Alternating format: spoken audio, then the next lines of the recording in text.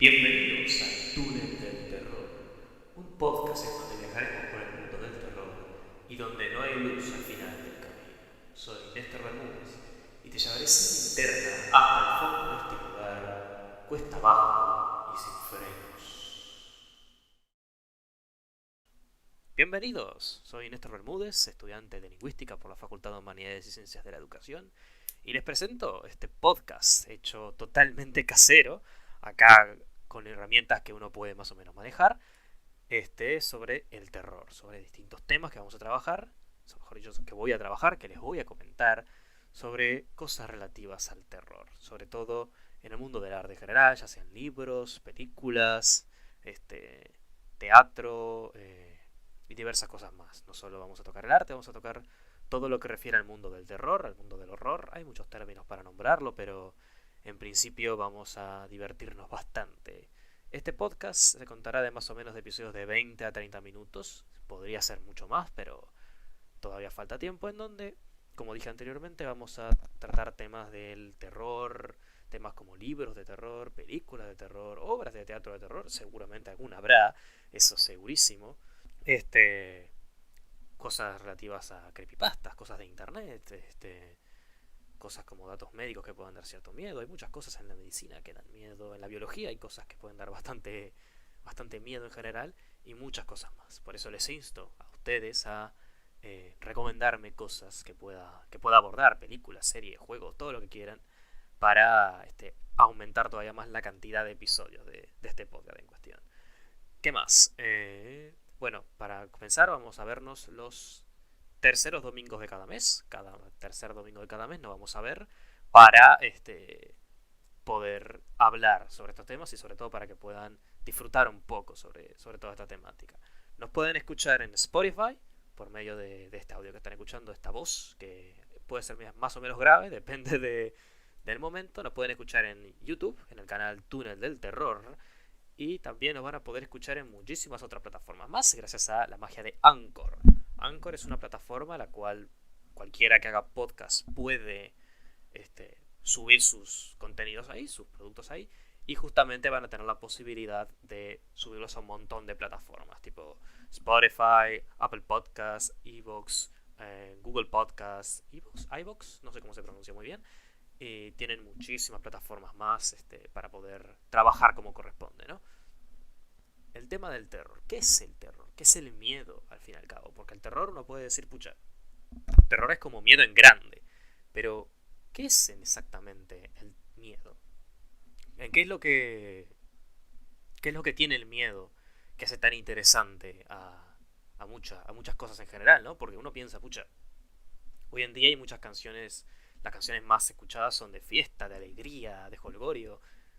Pero ¿qué hay del miedo? ¿Qué hace que el miedo sea tan atrayente y sobre todo, por qué todo el mundo cuando ve una película de terror la disfruta? Sobre todo porque siente miedo. El miedo es un sentimiento tan primordial como el hombre mismo, como los seres humanos. Es inherente al humano en sí mismo. Y no solo humanos, sino muchas especies. Muchas especies sienten miedo. ¿Por qué? Porque es un mecanismo de defensa, al fin y al cabo. El miedo es una forma de defensa. En tiempos anteriores, nosotros cuando veíamos un depredador, sentíamos miedo. Y entonces, ese miedo genera una respuesta en el cuerpo, una respuesta en el organismo a través de químicos en el cerebro y salimos cascando. Esa es la idea, ¿no? Esa es la idea del miedo, que genera una respuesta en el cuerpo de tal manera que uno quiera defenderse de cualquier ataque que pueda aparecer, ¿verdad? Y el truco está en que el miedo, a pesar de ser una respuesta psicológica, es necesario. Yo creo que es muy necesario el miedo en la sociedad, aunque parezca una locura. El arte hecho para el miedo, o mejor dicho, el miedo en el arte. Puesto que muchas veces nos acostumbramos, y esto es a título personal, nos acostumbramos a ver cosas felices, ¿no? A cosas donde muestren felicidad, donde muestren alegría, cosas que sean puro amor. Y a veces es necesario tener las otras emociones en carne viva, ¿no? La tristeza, el miedo, el asco, todo eso es necesario justamente para tener un balance emocional, creo que es muy importante en ese sentido. Y uno puede decir, pucha, hay miedo en la sociedad, uno puede decir, ha habido periodos en la sociedad en los que ha existido el terror, que de hecho me acuerda justamente a la Revolución Francesa, cuando, ¿cómo se llamaba este señor? Robespierre instaló el terror en la sociedad francesa. Y uno puede decir, pucha, en esta sociedad de hoy, ¿tenemos miedo? ¿Hay miedo? Pues uno podría decir en la coyuntura del día de hoy con esta nueva plaga, que no sé si puedo nombrar porque me pueden desmonetizar el video, eh, que es este nuevo virus, pues uno puede decir, pucha, hay miedo en la sociedad. ¿Y cómo se manifiesta muchas veces ese miedo? Pues ese miedo se manifiesta, bueno, con reacciones, alejándose, no queriendo hablar, cosas de ese estilo que puede en efecto generar miedo. La reacción del miedo es justamente la defensa, que es lo que muchas veces puede causar, por ejemplo, las fobias. Las fobias son miedos con miedos, ¿cómo decirlo? Miedos los cuales están focalizados en una cosa en concreto y generan reacciones muy fuertes, en principio. Ya hablaremos de las fobias en su momento, pero en principio para quedarnos con una definición más o menos laxa estaríamos hablando de tal. Son miedos concretos a cosas o objetos o sujetos concretos que justamente causan reacciones severas en el organismo hasta tal punto que uno no puede, por ejemplo, hay fobias que la persona tiene miedo de tragar y eso puede afectar justamente la salud de esa persona por el miedo mismo, ese mecanismo de defensa de no voy a tragar comida porque me puedo ahogar, lo puede matar o cosas por el estilo. De hecho, hay una fobia muy loca que es el miedo al color amarillo, que eso, o miedo a los patos, o cosas así, o que te mire un pato, creo que era una cosa así. Pero la verdad es muy interesante el mundo de las fobias dentro de la psiquiatría y la psicología en general. ¿Y qué más? ¿Qué más para la noche? Y bueno, el miedo se ha manifestado durante muchísimo tiempo en el arte. Uno podría decir, pucha, ¿cuándo podríamos trazar el miedo en el arte? Pues uno podría empezar quizás estaríamos hablando de cuando siglo XVII, siglo XVIII, o quizás un poco antes, cuando la literatura empezó a ser un poco más de consumo, por más de que seguía siendo bastante elitista, no fue hasta la Revolución Industrial en donde se empezó a enseñar a la gente a leer y escribir y por tanto empezó la difusión masiva de la literatura, pero uno podría trazar un poco los inicios del terror como lo conocemos con las figuras clásicas del terror. El vampiro, Frankenstein, etcétera, etcétera. De hecho, es muy interesante cómo se empezó a hacer literatura de terror, más o menos, por decirlo, gótica o romántica.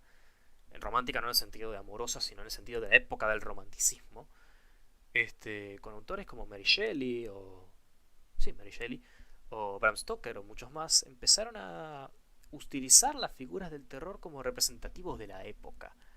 Por ejemplo, casos como era Bram Stoker, basó muchas veces su vampiro, Drácula, está basado en cuestiones propias de la época, la represión sexual, por ejemplo.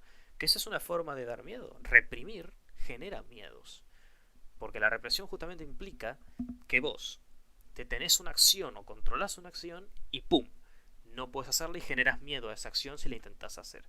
Cosa que, por ejemplo, pasa en el famoso libro de George Orwell, 1984, que justamente a través de la represión se forman miedos y esos miedos se forman en comportamientos y esos comportamientos hacen que la sociedad de 1984 quede totalmente controlada y no pueda seguir adelante, o mejor dicho, sigue adelante, solo que no puede por sí misma escapar de esa represión que tanto la controla. Es muy interesante cómo no solo el miedo se forma como mecanismo de defensa ante algo desconocido, que generalmente es lo que pasa, puesto que el miedo en los humanos sobre todo se forma ante algo que es desconocido, algo que no tenemos datos. Los fantasmas, por ejemplo. No es posible entender esa contradicción que es un fantasma en sí mismo entre está vivo pero está muerto, o sea, es un muerto viviente como los zombies, es otra contradicción. Una contradicción que provoca miedo justamente porque no la podemos entender. Y es ahí donde radica muchas veces el miedo en el arte. Y es esa contradicción, esa falta de conocimiento, esa necesidad de saber, pucha, ¿qué es esto? No lo entiendo. Por ejemplo, otro ejemplo clarísimo de este desconocimiento, de esta pérdida de información o no obtención de información, es en La Cosa de... Ay, no me acuerdo del autor. Es La Cosa, The Thing from the Other World. No me acuerdo, era el director John Carpenter, que tiene algo bastante particular y es, en la trama de La Cosa, los protagonistas no saben por quién es la cosa. Saben que existe, saben que está entre ellos, pero no saben dónde está ni quién es porque se camufla muy muy bien. por lo que es ese miedo a lo desconocido lo que provoca también miedo a la audiencia. Ese miedo de decir, pucha, ¿quién de todos será? Después lo descubren, pero un poco demasiado tarde.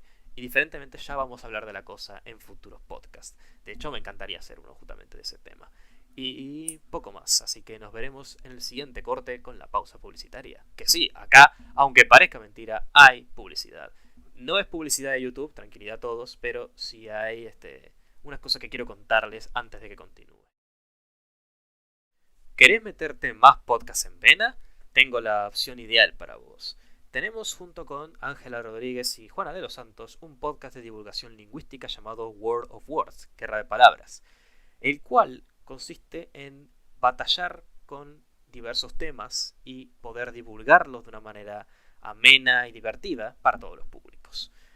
Este podcast ya ha terminado, tenemos la temporada 1 hecha, estamos tirando para la 2 y tiene diversos temas que son muy interesantes de hablar. Por ejemplo, cuestiones de lengua de señas, qué es la lingüística, antropología y lingüística, ¿qué más temas? Porque hay bastantes temas de lo que de lo que se ha hablado en el podcast, así de un poco memes, eso es muy importante.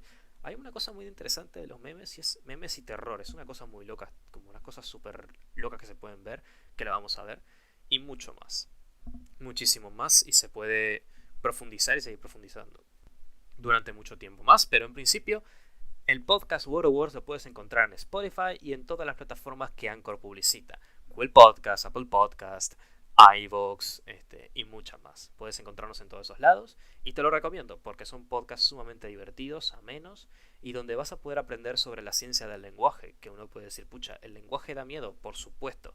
Los relatos de terror son un gran ejemplo del uso del lenguaje para dar miedo, por lo que te lo recomiendo si quieres pasar un muy buen rato. Muy bien, después de la pausa publicitaria, hemos vuelto acá con Túnel del Terror, este se llama el podcast, bienvenidos al Túnel del Terror, y uno dirá, ¿por qué le pusiste Túnel del Terror al podcast? Es como, ¿por qué? Se me ocurrió un buen día, porque hay veces un dicho que dice que hay una luz al final del túnel. Eso es algo muy común en la medicina, por ejemplo, que uno dice muchas veces tranquilidad todos porque hay la luz al final del túnel. Es como una alucinación o como algo que siempre surge a las personas antes de morir. Y me pareció muy interesante que en el túnel, ese trayecto oscuro por sí mismo, en este caso no hay luz. O mejor dicho, la luz que van a encontrar es más túnel. Ese es el truco. ¿Por qué? Porque vamos a hablar de muchísimos temas. Y el terror tiene esa hermosura que lo ves en todos lados. O sea, todo se puede entender desde la óptica del terror. Puedes encontrar libros de terror a montones, autores muy buenos como Stephen King, Bram Stoker, Clive Barker, entre muchos otros. Puedes encontrar películas de terror como La Cosa, las adaptaciones de Stephen King y muchísimo más. De hecho, hay todo un debate muy interesante que podríamos abordar sobre si las películas de terror de hoy son buenas o malas, en general, porque hay mucho debate sobre si, yo qué sé, Pesadilla en Elm Street o en la calle del infierno es mejor que El Conjuro, por ejemplo, que es una película actual. Podríamos tener ese debate en algún momento, pero en principio hay muchísimas películas de terror de todas las épocas. De hecho, hay hasta en los años 50. O sea, Nosferatu creo que salió en los años 50 o 60. O sea, tiene... Opa, se cayó un chiche. Todo... Oh, ¡párate, chiche! Ah, ahí va, muy bien. O sea, ahí se paró el chiche. Y se cayó otro, para colmo. Porque esto no es un estudio de grabación. Acá no estamos... Por ahora no estamos acá en un estudio de grabación. Estamos en mi cuarto, que es muy curioso. Siempre, muchas veces en las películas de terror, o en los libros de terror, o en las series de terror, porque no, American Horror Story o muchas más, el lugar del cuarto es importante. El lugar de la pieza del protagonista es muy importante.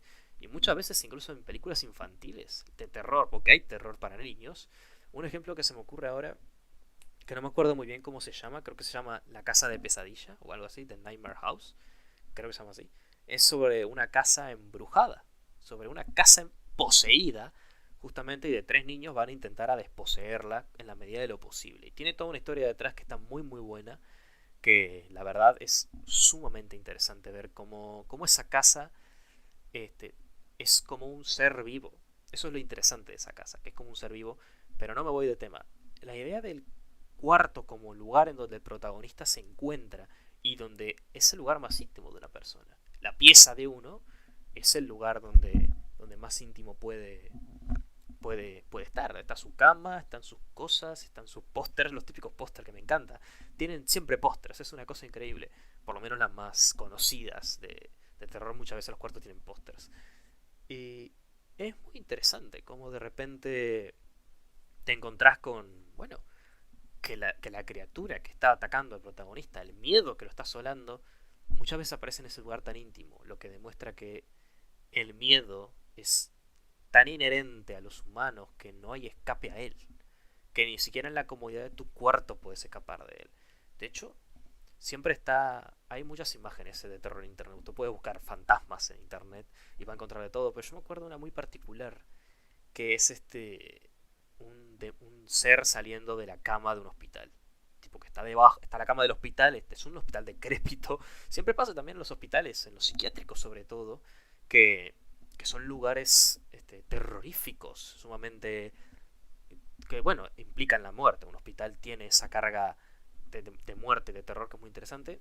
Recomendación para el día de hoy, pueden buscar el videoclip Nightmare de Avenged Sevenfold, que es Pesadilla en Avenged Sevenfold. Es una canción larga que si les gusta el metal les va a encantar el videoclip, porque está ambientada en un psiquiátrico. Está ambientada en un psiquiátrico y es muy interesante el ambiente que se forma en los psiquiátricos, el ambiente que se genera para los psiquiátricos y para los hospitales en el terror, que justamente es algo muy curioso también, porque no solo en los lugares, por decirlo de una manera, ¿cómo decirlo?, científicos o como en los laboratorios, los hospitales, los psiquiátricos se forma el terror, sino que también en las religiones. De hecho, como no, acá hay que mencionar obviamente al Exorcista, la película del Exorcista y el libro del Exorcista, que por cierto existe un libro del Exorcista, autor de William Blatty, que es muy interesante, ¿no?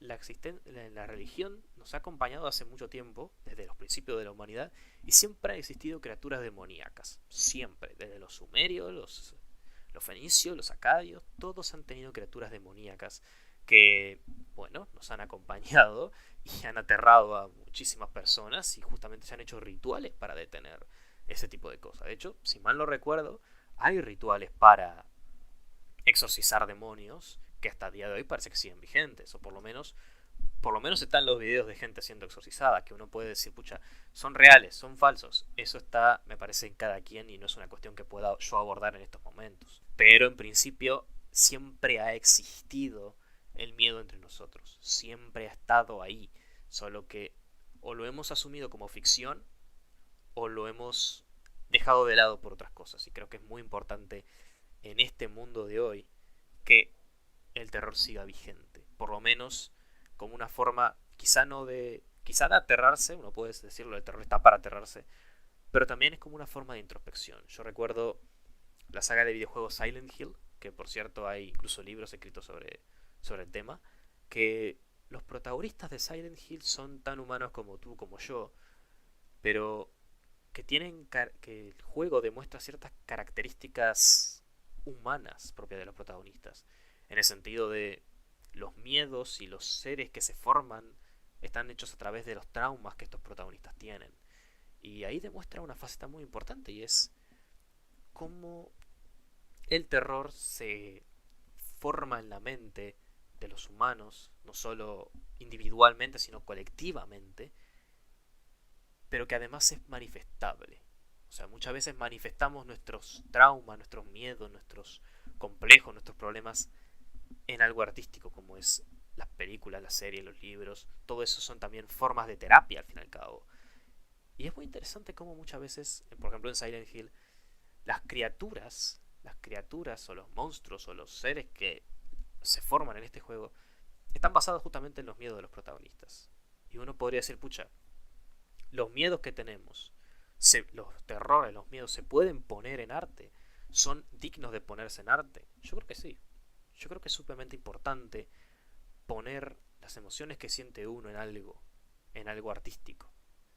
No tiene por qué ser algo escrito, puede ser una pintura. De hecho, hay mucha pintura que refleja el horror. Por ejemplo, las pinturas negras de Goya por ejemplo, la clásica Cronos devorando a su hijo, que es una figura horrenda, sumamente horrible, o Cubin, un autor que también recomiendo. Autor, siempre le digo autor porque estoy acostumbrado a la lectura, y como estoy acostumbrado a la lectura, todo el rato les digo autor, autor, autor. El pintor Cubin, pintor, dibujante, ilustrador, que es muy interesante y que les recomiendo mucho que vayan a ver la obra de Cubin con K-U-P larga I N en internet, porque es muy interesante. Es muy interesante porque él reflejaba justamente sus miedos ahí. Reflejaba parte de su traumática vida, ya hablaremos de Cubin en un momento, pero reflejaba mucho de su traumática vida en justamente los dibujos que hacía.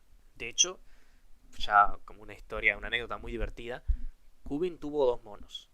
Tuvo dos monos de mascota porque le encantaban los animales, era muy bichero, le encantaban los bichos, y tuvo dos monos. Uno se le murió. No, miento. Uno era demasiado rebelde. Y cuando lo fue a cambiar, porque fue a hablar con el señor de los animales, dijo, mira, este mono no se puede controlar, no se puede sostener.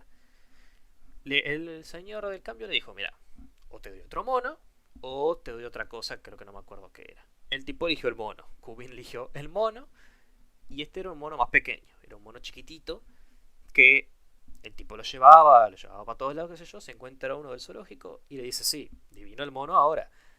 Ahora, te va a llegar el día en que el mono te va a querer atacar. Te va a querer atacar. ¿Y qué pasó? El mono fue creciendo, fue madurando y se haciendo cada vez más y más insoportable. Y llegó un punto en que el tipo no podía controlar al mono, lo tenía que, para bañarlo tenía que agarrarlo del cuello, o sea, unas situaciones violentas en serio. Y cuando fue a bañarlo un día, y digamos que bueno, el mono no lo podía controlar, se le escapaba, que esto, que lo otro. Parece que se le iba a lanzar, agarró un leño y ¡pum! Lo mató. Se lo cargó, lo hizo mierda, lo asesinó. Y claro, ahí te das cuenta, puche, ¿para qué me contás esta anécdota, Néstor? ¿De qué me sirve esta anécdota? Te sirve para el punto que voy a explicar ahora. Y es que Kubrick en muchas de sus obras utiliza monos. Utiliza monos. Hay obras que se ven monos gigantes, una obra que es como... Es algo muy interesante ese dibujo en cuestión, es como una boca gigante que parece la boca de un mono, donde mucha gente está entrando a esa boca, como una cantidad inmensa de gente está entrando. Pareciera que fuera como las puertas del infierno o entrar a la guerra, pero curiosamente tiene colmillos esa boca, es como la boca de un mono, como la boca de un animal, de una bestia. Y es muy interesante porque en ese momento Kubin sintió miedo, y ese miedo que sintió lo pudo expresar en algo artístico. Y creo que es algo muy importante. La capacidad de las emociones se pueden expresar en el arte. Solamente hay que saber cómo. O mejor dicho, hay que inventar ese cómo para justamente lograr generar miedo. Que ese es el truco, al fin y al cabo. Un cuento de terror que no dé miedo es un cuento. Será de terror, tendrá esa característica de terror. No a todos les va a dar miedo, pero si a alguien le da miedo, es suficiente. De hecho, me acuerdo del youtuber Dross, no sé, muchos lo conocerán, es muy famoso, que hace videos de terror. Recuerdo que en varias veces ha dicho que si a una persona le causa pesadillas un video que hizo, él estaba recontra feliz. Y creo que eso es lo importante. Quizás en este podcast yo no sea el causante de pesadillas. No creo que sea yo el principal causante de pesadillas. O sí, depende de lo que pueda llegar a pasar. Pero en principio esa es la idea del terror. Que genere ese miedo, esa sensación de miedo. Y que esa sensación de miedo pueda tener más o menos reflexión. Pero en principio, que de la misma forma que una canción bailantera, una cumbia, te hace bailar, o un poema triste te hace llorar, que un cuento de terror, que un videojuego de terror, que un libro de terror, que una película, que una serie o que una historia que dé miedo, te haga sentir miedo. Y de esas historias, de esos cuentos, de esos libros, de esas películas, todo eso vamos a hablar los terceros domingos de cada mes. Así que te recomendaría gratamente que, si te interesa el contenido, porque este ha sido más o menos una suerte de episodio piloto de este podcast, te recomendaría que siguieras en Spotify a Túnel del Terror. Te recomendaría que me siguieras en YouTube, que te suscribieras al canal. Si te interesa puedes darle like, o sea, todo es bienvenido. La campanita, eso es sumamente importante porque YouTube se ve que tuvo esa idea de poner la campanita, así que habrá que usarla. Y te digo, puedes seguirme en muchísimos lugares. Me vas a encontrar en Instagram, Túnel del Terror. Me vas a encontrar en Spotify, me vas a encontrar en YouTube, me vas a encontrar en Apple Podcasts, en Google Podcasts, en iVoox y muchísimos lugares más. Así que te digo, esta sesión del Túnel del Terror ha terminado y nos veremos el tercer domingo del mes siguiente. Hemos llegado al final del túnel. Y como ves, no iremos al final del camino. Recuerda que puedes seguirme en todas las redes sociales que te acabo de decir. Spotify,